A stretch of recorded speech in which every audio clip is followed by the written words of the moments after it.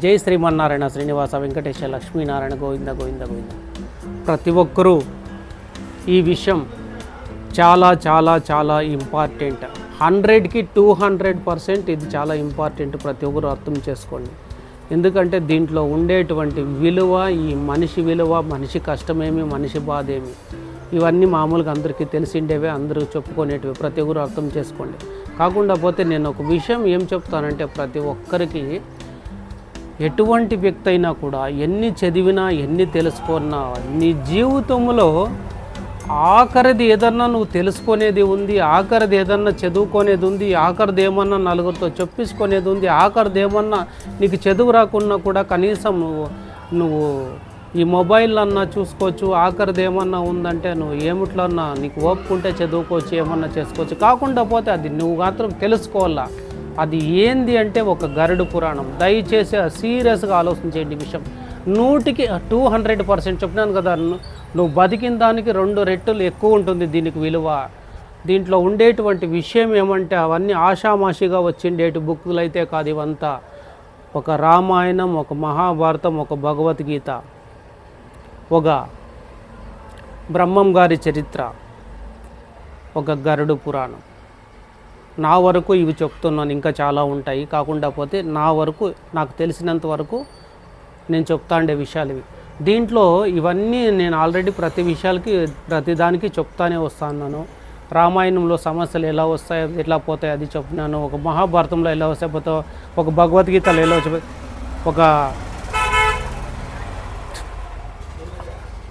ఒక ఆయన బ్రహ్మం గారి గురించి కూడా కొన్ని విషయాల్లో లైట్గా చెప్పినాను. ఇప్పుడు అన్నిటికంటే ఇంపార్టెంట్ 100కి 200% ఇంపార్టెంట్ ఏమన్నా ఉందంటే ఒక గరుడ పురాణం. దానికి చాలా విలువ ఉంది, దానికి చాలా ఇది ఉంది. దాంట్లోనే ఒక పెద్దగా లేకుండా ఒక చిన్న సబ్జెక్ట్ గురించి మాత్రమే ప్రతి ఒక్కరు ఆలోచన చేయండి. ప్రతి ఒక్కరు ఆలోచన చేసి ప్రతి ఒక్కరు ఒక నిర్ణయం తీసుకోండి. దీంట్లో ఎట్లా అంటే నేను చెప్పేది ప్రతి ఒక్కరికి, మనిషి బతికినంత వరకు ఎన్నాట్లయినా ఆడతాం, ఆకాశంనే తలదన్నేకపోతాం, తలకాయతో నడుస్తాం. మనం ఇవి అవి అని కాదు, చాలా వరకు చాలా దీంట్లుగా మనం ముందుకు పోతాము. ఎంతటికైనా తెగిస్తాం, ఏమైనా చేస్తాం. కానీ నేను చెప్పేది ఏమంటే ప్రతి ఒక్కరు దయచేసి ఆలోచన చేయండి. ఈ విషయాన్ని కొంచెం సీరియస్గా ఆలోచన చేయండి, కొద్దిగా లోతుగా ఆలోచన చేయండి. బతికినంత వరకు అన్నీ చేస్తాం. మనిషి చావు అనే దగ్గరకు వచ్చే లోపల వాళ్ళు ఎంత బతికినా కూడా చావు అనే దగ్గరకు వచ్చే లోపల ఫంక్ అయిపోతారు. ఒక హాస్పిటల్కి పోతానామంటే ఫంక్ అయిపోతారు. నీకు చాలా సీరియస్గా ఉంది, నువ్వు బతకలేవు అంటే నువ్వు ఫంక్ అయిపోతావు. నీకు క్యాన్సర్ ఉందంటే ఫంక్ అయిపోతావు, నీకు హార్ట్ అటాక్ ఉందంటే ఫంక్ అయిపోతావు, నీకు ఇంకొక రోగము ఏముందన్నా ఫంక్ అయిపోతావు. ఎందుకంటే చావుకి భయం పడుకుండే వాళ్ళు ఈ సృష్టిలో ఎవరు లేరు. ఒకటి. రెండో విషయం ఏమంటే చావుకి ఖచ్చితంగా నువ్వు భయం పడేది ఒక మానవ జన్మ తప్ప ఈ సృష్టిలో ఏది భయం పడదు. ఏ ఒక్క జంతువు భయం పడదు, ఏ ఒక్క ప్రాణి భయం పడదు. ఏది ఇది అది అని కాదు, నువ్వు ఎన్నన్నా తీసుకో, ఎన్నన్నా చూసుకో. చావుకి భయం పడేది ఒక్క మనిషి మాత్రమే. పుట్టుకు తెలియదు కాబట్టి చావుకు భయం పడేది ప్రతి మనిషి మాత్రమే, ఇంకా వేరే ఏది లేదు. 100కి ఇది ఎంత లెక్కేసుకుంటారో దీని పర్సెంటేజ్ నేను చెప్పలేను. ఎందుకంటే మీరు ఆలోచన చేసే కొద్దీ దాని అంచనాలు ఉంటాయి. ప్రతి మనిషి నేను చెప్తానని కదా, ఎంత బతికినా కూడా చావుకి ఎందుకు భయం పడతాడు అంటే ఇంక అయిపోయి నా కథ, అప్పుడు అయిపోయింది నా కథ అన్నప్పటికీ నీకు కండ్లు కనపడకుండా పోవడం, చెవులు వినపడకుండా పోవటం, కాళ్ళు నడవలేకుండా పోవటం, మాట మాట్లాడకుండా పోవటం, భోజనము తినలేకుండా పోవటం, ఒక మనిషికి ఏదన్నా చెప్పాలంటే చెప్పలేకపోవటం, అన్నీ ఆలోచన చేసి ఏందిరా నా పరిస్థితి, ఇన్నాళ్ళు బతికిన దానికోసం నేను అంత పొగురు పడినాను, ఇన్నాళ్ళు బతికిన దానికోసం నేను ఇంతమంది శత్రువుల్ని సంపాదించుకున్నాను, ఇన్నాళ్ళు బతికిన దానికోసం నేను ఏది ఒక మంచి పని చేయలేకపోయినాను, ఇన్నాళ్ళు బతికిన దానికోసం నా జన్మ వేస్ట్ అయిపోయింది అని తనకు తానే కుసించి ఎవరన్నా నీ ముందు ఎవరన్నా ఒక మనిషి వచ్చినారంటే ఆ మనిషికి నువ్వు చేసిన ఎంత ద్రోహం చేసినావో, నువ్వు తనకి అనిన్నావో అదే మనిషి నిన్ను చేతులపైన తీసుకొని వచ్చి పండేసినప్పుడు తన గురించి నువ్వు ఆలోచిస్తావు. అప్పుడు ఖచ్చితంగా నీ కళ్ళలో నుంచి నీళ్ళు వస్తాయి. ఇది 100% చెప్తానని చూడండి. ప్రతి ఒక్కరూ ఆలోచించండి ఈ విషయం. మామూలుగా కాదు, 100% నేను చెప్తాండే విషయం. ఆఖరి టైంలో ఎవరన్నా చాలామంది ఏడుస్తారు. ఎందుకు ఏడుస్తారు అంటే, నేను ఎంత చేసినా కూడా ఆఖరికి నా కోసం ఇంత తొందలాడుతా అన్నాడని ఆఖరి పరిస్థితులు తెలుసుకుంటాడు. ఏమి ప్రయోజనము? రాకుండేవాడు వచ్చినాడు, నువ్వు అవమానించేవాడు వచ్చినాడు, నువ్వు తిట్టిండేవాడు వచ్చినాడు, నువ్వు కొట్టిండేవాడు వచ్చినాడు, నువ్వు ఆస్తి మోసం చేసిండేవాడు వచ్చినాడు, వాని ఇంట్లో నువ్వేదో పెద్ద సమస్య సృష్టించిండవు, కానీ వాడు వచ్చినాడు. అప్పుడు ఉంటుంది మనిషికి దుఃఖం. ఎందుకు వచ్చేస్తుంది కళ్ళల్లో నీళ్ళు అంటే, నువ్వు ఆ బాధ బయట పెట్టలేవు నువ్వు. ఎందుకంటే దేవుడు ఇక్కడ పట్టేసినాడు నీకు. నోరు ఉన్నప్పుడు నోరుని ఎందుకు వాడుకోవాలంటే ఒక మంచికి వాడుకోవాలి. నోరు ఉంది కదా అనేసి నలుగురు తిట్టకపోతే ఏమైపోతుందంటే, దాని పరిష్కారము, దానికి జరిగిండే సమస్యకి, దానికి సృష్టిలో ఎంత నువ్వు తప్పు చేసినావని నీకు నువ్వే ఖచ్చితంగా ఆలోచన చేసుకుంటావు. ఇది 100% ఈ విషయం. గరుడ పురాణం అంటే నేను ఇంకా అది మొదలు పెట్టుకున్నట్లే దాని లోపల ఎంత ఉంటుందంటే, ఒక మనిషి బాధ మామూలుగా ఉండదు, విచిత్రంగా ఉంటుంది దీని పరిస్థితి. ఆఖరికి ఇంకా నువ్వు ప్రాణం పోతుంది అంటేనే, నువ్వు చేసిన జీవితంలో నువ్వు పుట్టినప్పటి నుంచి నువ్వు ఇప్పుడు చనిపోతావు అనేంత వరకు నువ్వు చేసిన ప్రతి తప్పు ఎంత ఫాస్ట్గా నీకు, ఎంత తొందరగా నీ కంటికి కనపడుతుందంటే, ఎంత తొందరగా నీ మైండ్కి తోస్తుందంటే మామూలుగా తోస్తుంది. నేను చనిపోతాననే ఒక విషయం తెలిస్తేనే ప్రతి మనిషికి చావు అంటే అంత భయంకరం. ఎందుకు అంత భయంకరం అంటే, వేరే జంతువులు ఎట్లా అంటే, ఒక పాము రపామని ఒక కప్పను పట్టేస్తుంది. బాగా ఆలోచించేయండి. దానికి ఆలోచన రాదు, అది వస్తుంది, పట్టుకుంటుంది, మింగుతుంది, చనిపోతాను అని. ఒక ఈసిల్లు పుడతానట్లా లైట్ చుట్టూ తిరిగి కింద పడిపోతుంది. నేను పుట్టిండేది తనకు తెలీదు, తిరిగేది ఒకటే తనకు తెలిసిండేది. కిందికి పడిపోతుంది, దాన్ని ఏదో కప్పులు అవే తినేస్తాయి, మిగిలితే చీమలు తినేస్తాయి. దాని పుట్టుక ఈజీ, దాని సావు ఈజీ. ఆ రెండిటి గురించి ఆలోచన చేయదు. ఒక జింక ఏం ఇంత అందంగా ఉంది, జింకలు భలే ఉండాయి, అబ్బా గ్రాఫిక్స్, అబ్బా ఏం సూపరు, అట్లా మంచి ఫారెస్టు, ఆ మంచి లొకేషను, ఇవన్నీ చెప్పుకోనేకు బాగుంటాయి. దావు పడే బాధ ఒకరోజు కూడా పడలేరు చాలామంది. ఆలోచన చేయండి. దానికి వాన వస్తే నానుతుంది, ఎండ వస్తే నీళ్ళు తాగాక నీళ్ళు ఉండవు, ఉండటానికి ఏది తినాలో తినేకుండదు. చూసేకు మాత్రం ఫారెస్ట్, చూసేకు మాత్రం అది ఎంత అందంగా ఉందో, ఎంత ముద్దుగా ఉందో. దానికి ఎప్పుడు ప్రాణగండం ఉందో తెలియదు పాపం. ఎందుకంటే అదొక జంతువు కాబట్టి. మానవుడు ప్రతి ఒక్కటి ఆలోచన చేసే శక్తి దేవుడు ఇచ్చినాడు. దయచేసి ఆలోచన చేయండి. దానికి ఆ శక్తి ఇలేదు. ఎందుకంటే ఎప్పుడు పులి చంపుతుందో, ఎప్పుడు ఏమో చంపుతుందో, ఎప్పుడు సింహం చంపుతుందో చనిపోయేది గ్యారెంటీ. కాకపోతే చనిపోతాననేది తనకు తెలియదు పాపం. తనకు తెలియదు అంటేనే అట్లుంటుంది. నువ్వు ఏదన్నా పురుగులు కూడా చాలామంది కొద్దిగా ఆలోచన చేయండి. నేనేదో ఒక పురుగుని నేను చంపేస్తాను, నేనేదో ఒక ఏదన్నా వచ్చిందంటే ఊరికే దాని పాటుకు అది పోతా ఉంటుంది. దానికి ఎప్పుడంటే తూనీగులు ఉంటాయి చూడండి, తూనీగులు రెక్కలు కొట్టుకొని వస్తా అంటే బాగా ఆలోచన చేయండి. ఆ తూనీకి రెక్కలు ఉండి అవి ఎగిరిపోతాయి. దాన్ని అనవసరంగా ఎంతమంది పిల్లప్పుడు చంపింటారో కొంచెం ఆలోచన చేసుకోండి. దాది పుట్టిండేది తెలియదు నీకు, దాది పెరిగిండేది తెలియదు, దాది ఏముట్టుకుందో తెలియదు. దాన్ని అనవసరంగా పోయేసి ఒక టవాల్ తీసుకొని పటామని కొట్టి చంపేస్తాం. దానికి బిడ్లు ఉండొచ్చు, విషయం అంతే కదా. ఆ బిడ్లకి అది ఎత్తుకొని పోయి దానికి ఆహారం ఇచ్చే ఉంటుంది పాపం. అది గుడ్లు పెట్టింటుంది, పిల్లులు పెట్టింటుంది, ఎన్నో రకాల సమస్యలు. ఒక చిన్న జంతువుని, ఒక చీమను చంపినా కూడా మానవ జలంలో ఏమనుకుంటారంటే ఆ చీమలే కదా. దయచేసి అవి చీమలు కాదు, నువ్వు కూడా దాంట్లో ఉండావు. ఇప్పుడు మానవుడై నువ్వు తెలియదంతే.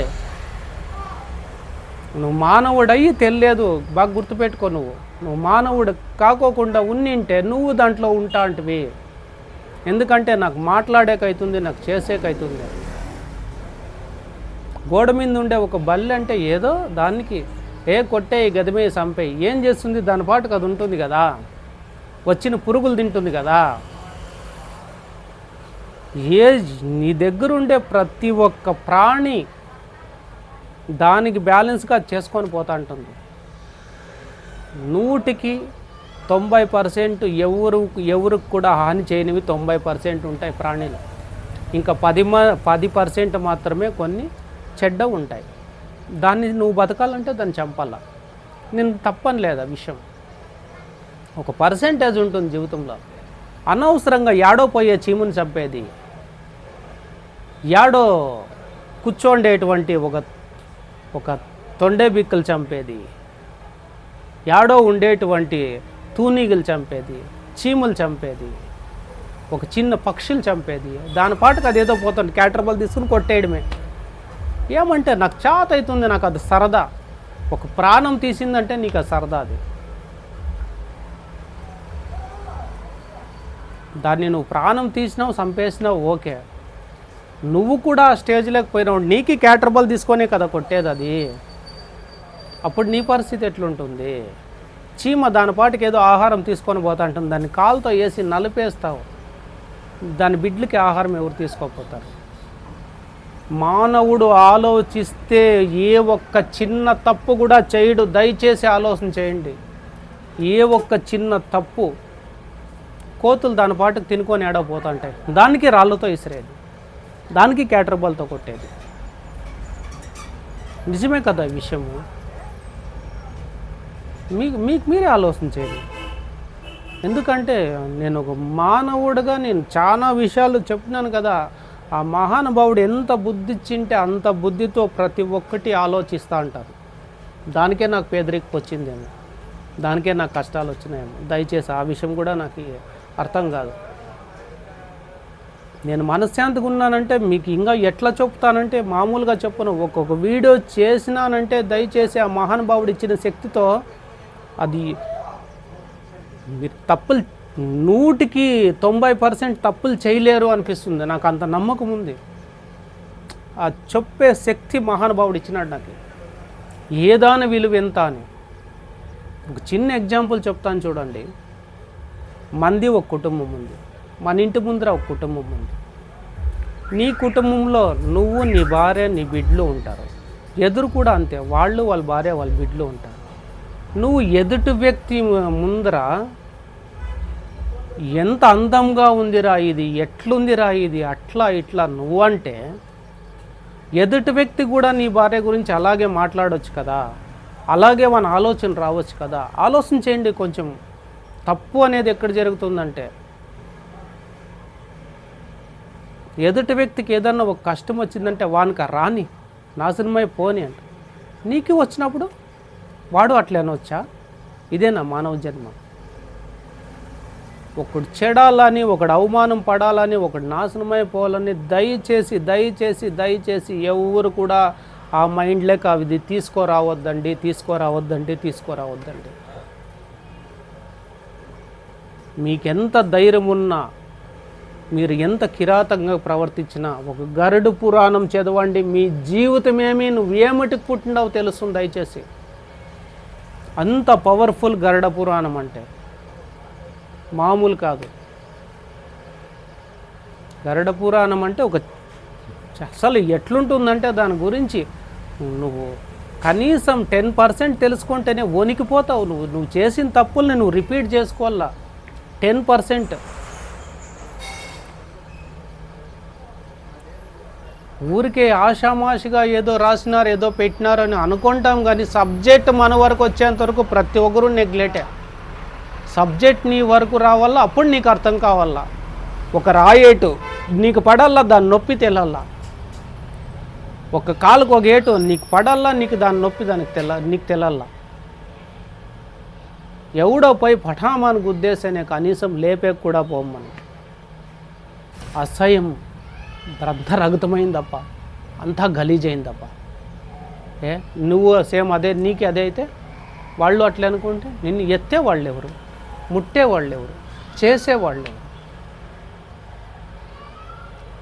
మానవుడు ఒక్క చావుకి భయపడినట్ల జీవితంలో ఏమిటికి భయపడ్డు. ఇది 100%.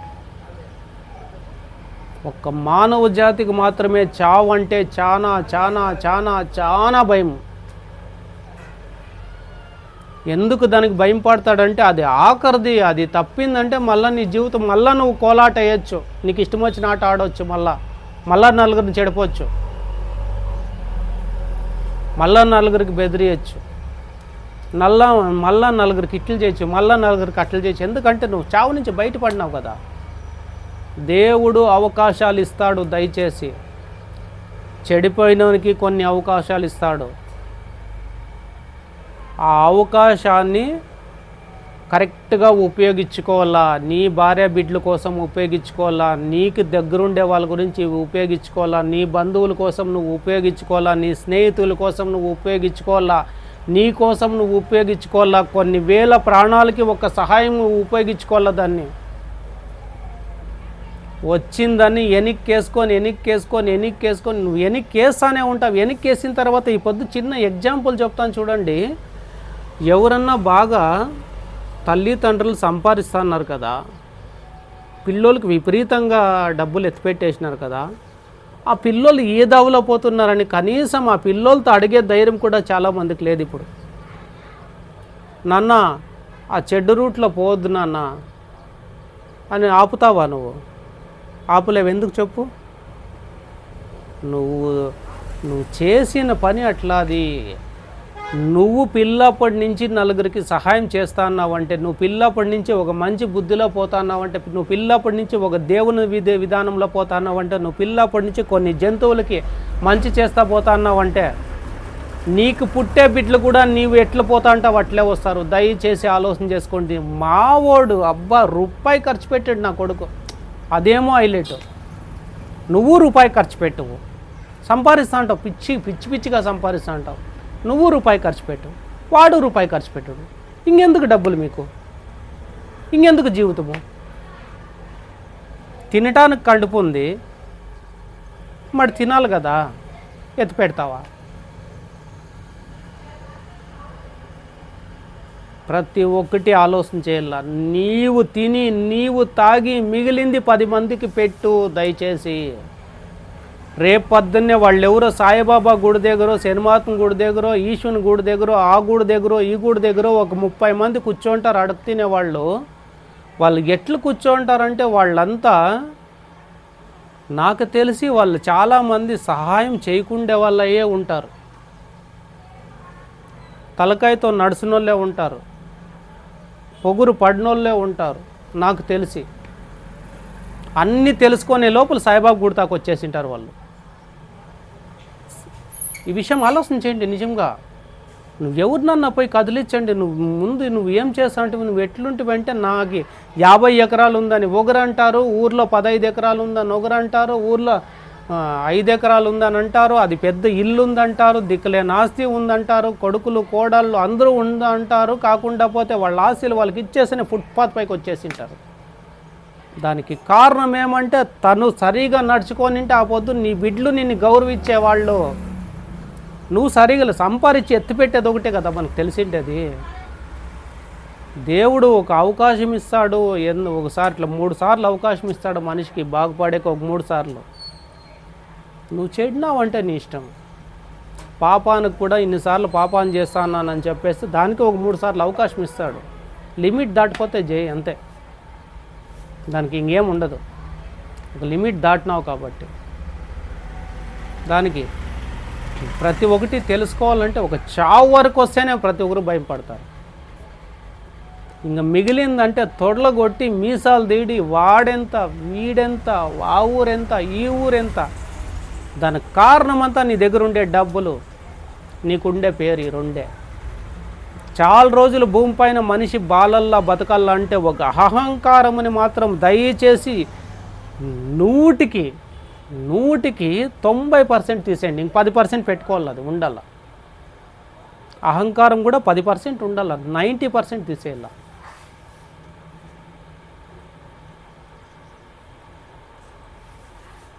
స్వార్థం 100% ఉంటే స్వార్థము 10% పెట్టుకోవాలి, 90% తీసేయాల.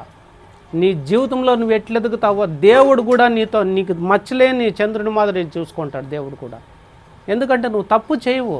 స్వార్థం పోయినాక తప్పు ఎక్కడొస్తుంది, అహంకారం పోయినాక తప్పు ఎక్కడొస్తుంది? ప్రతి ఒక్కరూ ఆలోచించండి ఈ విషయాన్ని. ప్రతి ఒక్కరు ఆలోచన చేయండి. గరుడ పురాణం నెక్స్ట్ స్టార్ట్ చేస్తాను. అంతవరకు మనిషిని సాధ్యమైనంత ఒక మరకబట్టిన బట్టని సోప్ వేసి క్లీన్ చేసినట్లు కొద్దిగా చెప్పినాను, ప్రతి ఒక్కరు అర్థం చేసుకోండి. నాగరాజు దాసప్ప హిందూపూర్ శ్రీకంఠపూర్ యూట్యూబ్ ఛానల్ ప్రతి ఒక్కరు సబ్స్క్రైబ్ చేసుకోండి. ఇంకా 4 మాటలు తెలుసుకోండి. మీకు ఓపుకుంటే మాత్రమే నా ఛానల్ చూడండి. ఎందుకంటే ఇబ్బంది పెట్టి చేసేది అవసరం లేదు. అంటే సమయం వచ్చినప్పుడు మాత్రం ఈ వీడియోలేమి, ఈ ఛానల్ ఏమి, ఈ పరిస్థితి ఏమి అనేది ప్రతి ఒక్కరికి అర్థమవుతుంది. దాని టైం వచ్చినప్పుడు మాత్రమే. జై శ్రీమన్నారాయణ.